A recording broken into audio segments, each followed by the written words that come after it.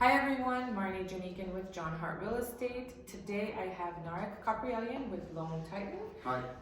We've known each other, we've worked with each other for several years.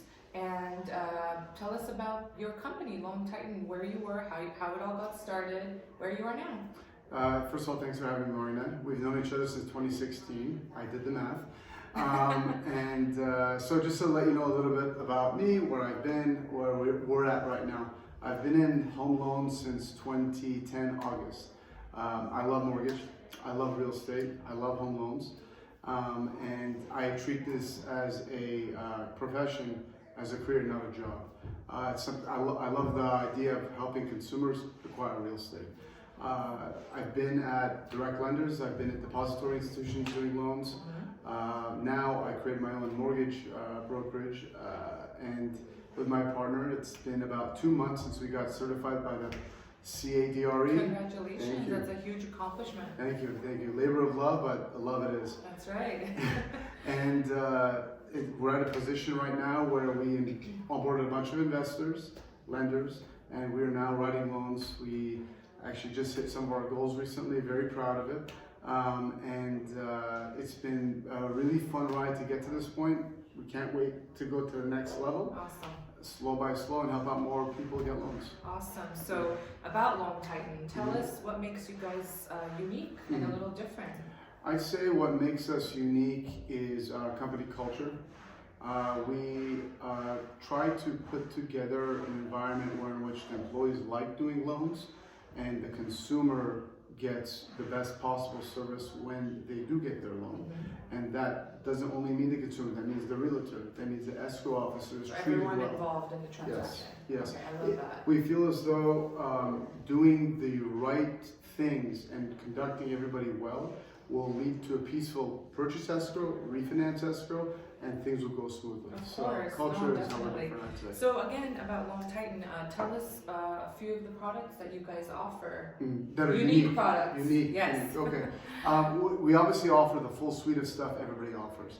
The two things that I want to point out, number one is a jumbo loan that we have that is actually underwritten to Fannie Mae's guidelines. Okay. How and why that's good is because you can borrow up to $2.5 million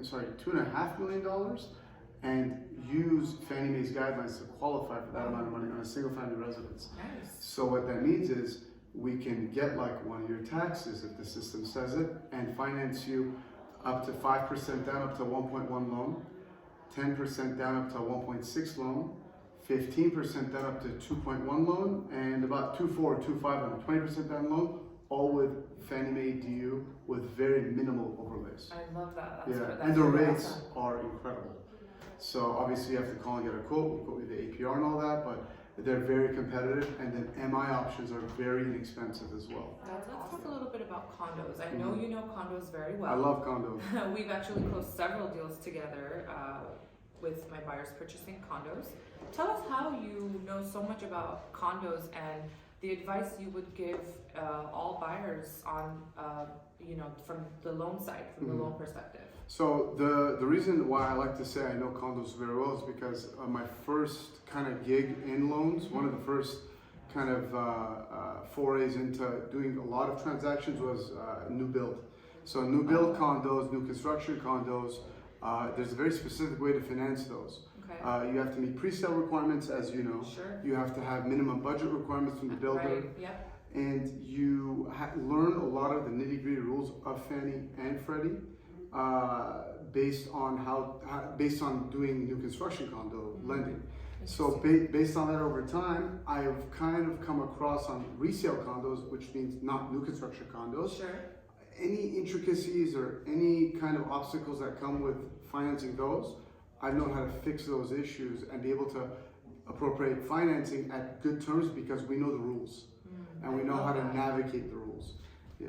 So you come across a hiccup, you're basically, you work around it, and because you have so much knowledge, you can figure out a way to resolve that in one way or another to make the deal go through. I'll give you a good example. Hopefully, it always goes through. It always, you never know, but what do I tell you every time? To know. Yeah. Whenever I put a pre-approval in escrow, it's going to close. Good. 100%. Good. I love that. And he's right. We haven't had a cancellation with each other yet. So. Yeah, right. Never, right? No. Oh, that's pretty good. Okay. So the thing is, like, I'll give you an example about how to fix something. Sometimes you have budgetary issues, right? Okay. Let's say it's a 5% down buyer. You have to then supply the budget reserves, the condo questionnaire to the underwriter.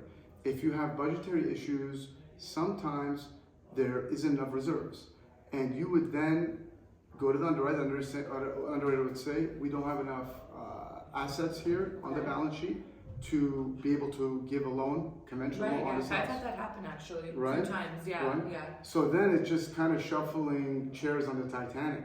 All you gotta do is find out bylines on the P&L or the balance sheet, Sure. and say, oh, this isn't being accounted for, this is itemized incorrectly, or it can be interpreted in multiple ways. What do you say, Mr. and Mrs. Underwriter?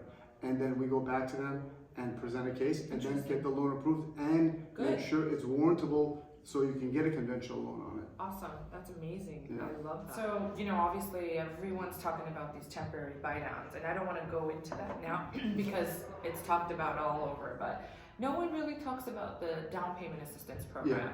And I know that, years ago I actually had a client who qualified for it and we went forward with the purchase, but it's something that I think needs a little attention. So tell us a little bit about what it is, how you qualify for it, what buyers which buyers are able to actually go forward with that. Right. DPA, down payment assistance, is basically a vehicle to purchase a property when you don't have a down payment.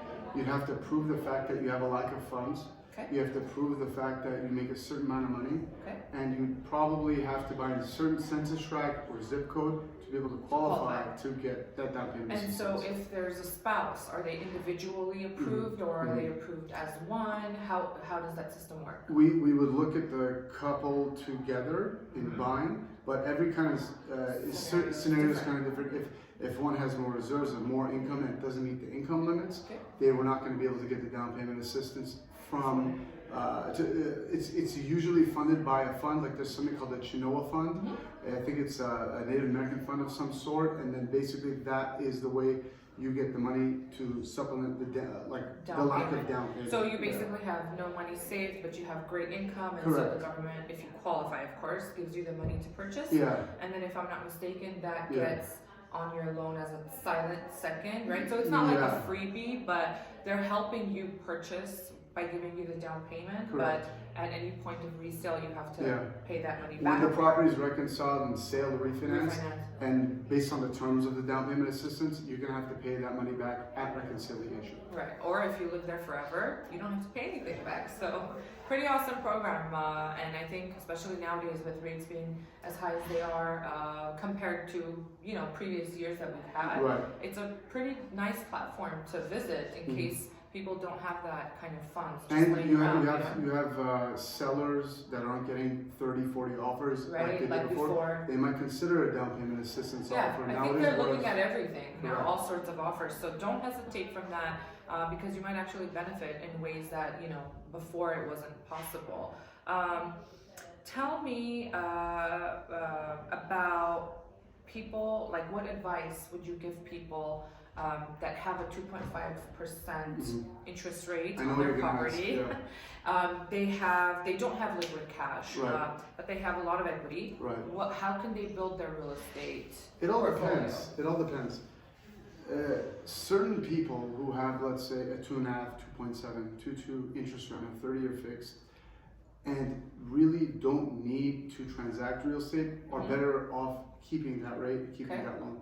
For example, you have an elderly person who's in a home that they've been in for a long time and are on fixed income and basically are very comfortable with their payment. They should keep that rate.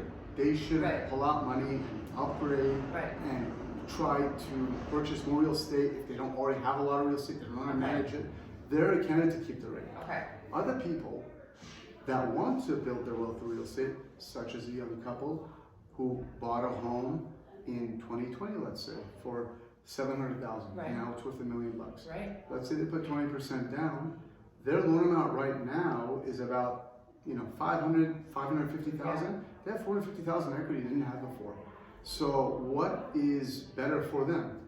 To pull some money out, get rid of their lower rate, rate and get a return on their investment Right. at higher interest rate on their whole house and higher payment, but can they reinvest that money in real estate and grow that Grow wealth? their wealth, right? You can't look at the rate that you have locked in your house. Sure. You have to look at the return you're going to get from pulling out money on your home to then reinvest potentially. Okay, and so if somebody is interested in doing that, I mean, I'm very interested myself because my rate's in the twos as well at home, but would you recommend getting a HELOC or a cash out refinance? Because I know both options will give you the finances you need in order to reinvest the money. Right. So which is better? So home equity lines of credit or seconds are largely variable rates, which means a variable so payment. Fixed interest rate, it fluctuates. It fluctuates. Right. We're in a trend where the rates are going up and the payment's going to go up. Right. There might be a chance the rates will go down and the payments go down. We don't know. But it is a variable payment and rate. With a 30-year fixed cash out refinance, your payment's fixed. Right. So you know exactly what you're getting into. With that said, home equity lines and seconds are good to bridge gaps. You're going to try to buy another property and need the HELOC to fund it down, and you're going to sell this old house. Sure, it makes sense. No problem. Yeah. If you're going to take it and invest in something that's going to give you a quick return, you have maybe entrepreneurs who use their HELOC to fund purchase orders on their business. Okay. And they're going to sell it and pay down their HELOC because they're going to make money on the product they're selling. That's a good candidate to get a HELOC. But if you're going to pull money out on a HELOC to buy real estate, that's not a good idea, in my opinion, because it's long-term investment. You shouldn't be taking short-term debt to fund this. Okay. Yeah. Cool.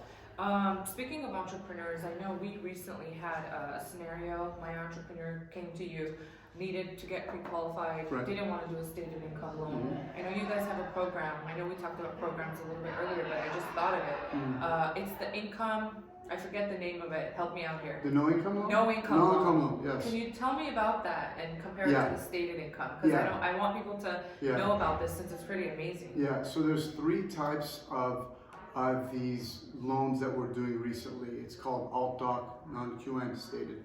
So a stated income loan is actually income you put on the loan application that is confirmed in some way. A CPA can confirm it with a P&L or a letter. Verification of employment form, that's another stated form of income. And you also have no income loans. A no income loan is basically when you fill out the loan application without any income documentation. So no tax returns, no W-2s. No verification. Got it. So you basically just need your assets. Yes, credit history. Credit history, assets. You have to prove that you paid your rent the last 12 months, and or if you own a home and you're upgrading, that mortgage last 12 months. And you need to have a minimum amount of trade lines. They don't want to see somebody with thin credit either. That makes sense. Yeah. The down payment requirement on the alt-doc, which is a bank statement loan with a stated income, which is like a VOE or P&L loan, is a little lower than the no income loan. The no income loan's minimum down payment is 20%. And the moment the FICO dips under 740 or 720, it goes to 25%. Changes. Okay, I see. But still, really amazing options out there. And if you are an entrepreneur, make sure you get in touch with him because you don't want to miss out on all these different options. And he's really cool with understanding your situation and kind of fitting you in the loan that will make sense for you. So, make sure you give him a call. It's our job to put ourselves in the consumer's shoes. Of course. Because we got to know what they're going through right now in their business to figure out what they want to do with what they're buying. Right, and where they're comfortable too as far as payments and all that stuff go. We briefly talked about like the inventory and where it's headed. What about interest rates? Where do you see that market shifting, the interest rate market? Yeah, I mean, the last 6 weeks, the rates have been trending downwards recently. We foresee, interest rates are going to be tied to any inflationary caused recession, right? So we've been trying to curb inflation now for a year at a very intense way of increasing rates. Right. And now the Federal Reserve and now the government is basically trying to determine what has happened based on that, where employment is going, where consumer spending is going, and then either toe the line of the high interest rate environment or curb it if there is a massive pullback.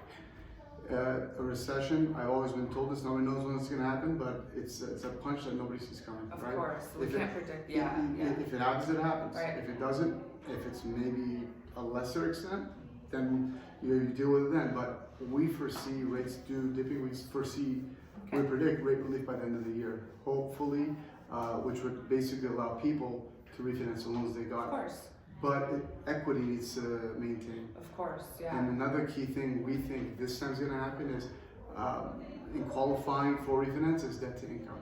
That it might be shifting, but equity should maintain depending on the area. Yeah, so I mean, people who've bought, I guess, in the last year when rates were increasing very rapidly, or even recently, you know, we're sort of in the 5s and 6s. Don't be afraid to make the purchase based on your rate, because you know there's always that saying people say, you date the rate and marry the. I forget what it is, but I'm kind of bored of that one. Yeah, you have any new ones? Not as bad as that. Basically, it just means that your rate is not forever. So don't be afraid to make the purchase, because you can always refinance when the rates go down. What I like to tell people is you're purchasing of real estate circumstantial. Right. Do you have a tax event, 1031 exchange? Right, yeah. Are you a husband and wife with 2 children in a 1 or 2 bed condo and you need to go up to a house? Right. That's a circumstantial purchase. You're getting married, you're downsizing, whatever the situation. Yeah, you don't just buy. You buy with a with an reason. intent. You want an income producing property. You never owned one. That's your reason. Yeah, That's it. yeah. No, it makes sense. It makes a lot of sense. All right, let's see. I think we went through all the questions, but I guess some last words. Tell me, what is the best thing clients have done that you can reflect on throughout your career, of course? What is the best thing that clients have done? Re-ask that question again. Sorry. The best thing any of your clients or borrowers have done throughout your career that you can reflect on? I would say financial prudency is very important. People should understand their finances. I can tell you what you qualify for. Yeah. I can see it on paper. That's not enough. Yeah. You need to know your expenditures better than me, because there might be things I don't see on your bank statements and tax returns that you take care of in your life. Yeah, that'll make a huge difference in your life. You know, when you're obtaining a loan. Yeah, just know where you're at, know what you're comfortable with, and if you're not comfortable with the amount you're qualified for, whether you want to buy something higher or lower, communicate it. We'll find a solution. Yeah, no, definitely. It's all about communication and figuring out where you're comfortable, where you want to be, and also kind of setting yourself up for, you know, getting there. Because I think home buying is not something that happens overnight. Sometimes it takes months, you know. But as long as you plan out your finances and you have a goal, right? You're gonna accomplish it either way. And with the help of him and I, it's a dream team. Dream team. That's it. Any last words? Our office is in Pasadena. If you're more comfortable coming in person to have a discussion about your real estate kind of planning, come by. No problem. Bring your documents. If online is better, no problem. We'll send you a portal link. Let me know if you have any questions. We're at www.ltitan.com. Thank you so much. I appreciate you being here, Nareg. Take care.